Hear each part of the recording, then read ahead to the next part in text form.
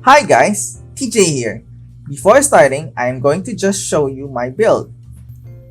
What I'm using right now is VS Code, which is my standard IDE as of recording time. Before, I used Sublime, WebStorm, and Cloud9 to develop web applications and code, before eventually using VS Code. You can get VS Code or other IDEs on the description below.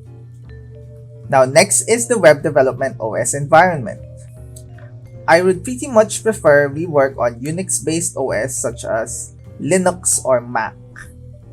What you are seeing right now is an Ubuntu version 20 running on VirtualBox, and I am recording this window using OBS running on Windows. Now, all of my tutorial videos run on this Ubuntu setup that you are seeing right now. But this can also be done on Windows as well. What we will need to install are Git, Node.js, and MongoDB for this course. Additional dependencies on the tutorial can be found as we go along those videos. But you can check the GitHub repository or even just grab and copy the package.json on the links below. To set up our environment for the tutorial sections of this series, you can check the installation document in the description on how to download and install in your respective OS environments.